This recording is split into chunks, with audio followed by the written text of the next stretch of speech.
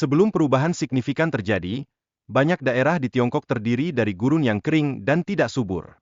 Kini, seiring dengan upaya besar-besaran, banyak lahan tersebut telah berhasil ditanami dengan pohon-pohon hijau dan pengembangan pertanian. Inisiatif ini menunjukkan potensi besar untuk pertanian di wilayah gurun. Usaha ini tidak hanya telah meningkatkan hasil panen, tetapi juga menciptakan banyak lapangan kerja baru. Di Xinjiang, teknologi untuk pembudidayaan air tawar dan air asin telah berkembang dengan pesat. Ini mencakup berbagai usaha, termasuk budidaya ikan air tawar, udang harimau, dan lobster. Proyek ini memanfaatkan tanah yang kaya akan garam serta nutrisi mikro untuk menciptakan lingkungan yang sesuai bagi berbagai spesies laut. Hal ini memainkan peran penting dalam meningkatkan produksi hasil laut di kawasan tersebut. Peningkatan produksi seafood di Xinjiang dianggap sebagai contoh modernisasi pertanian yang didorong oleh pemerintah Tiongkok. Tujuannya adalah untuk menjamin keamanan pasokan produk pangan sekaligus mendorong pertumbuhan ekonomi lokal.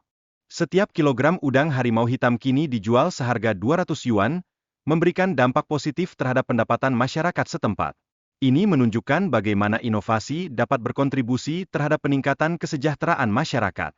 Namun, lingkungan yang keras di Xinjiang mempengaruhi keberlanjutan pertanian, khususnya karena kurangnya pasokan air.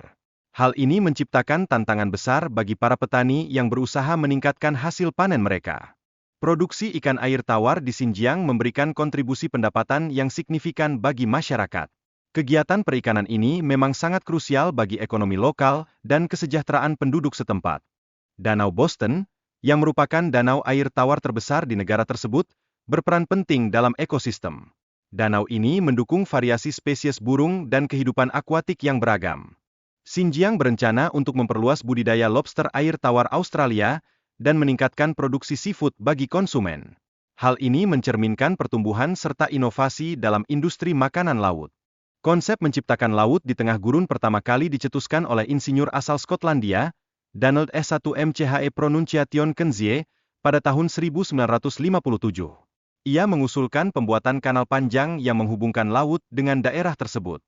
Di sisi lain, rencana untuk menghubungkan Laut Mediterania dengan wilayah gurun Tunisia pernah diajukan oleh seorang kapten Prancis, tetapi rencana tersebut gagal karena biaya yang tinggi dan kondisi geografis yang tidak mendukung.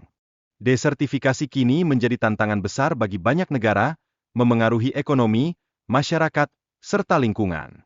PBB telah memperingatkan bahwa isu ini mesti ditangani segera agar tidak semakin memburuk. Perkiraan bahwa industri mode akan membutuhkan lebih banyak lahan untuk menghasilkan bahan mentah menunjukkan dampak negatif terhadap lahan produktif. Ini memang berpotensi memperburuk masalah ketahanan pangan global. Namun, Tiongkok berhasil mengubah daerah gurun menjadi lahan yang produktif secara ekonomi. Keberhasilan ini memberikan harapan baru dalam upaya mengatasi masalah lahan yang terdegradasi di seluruh dunia.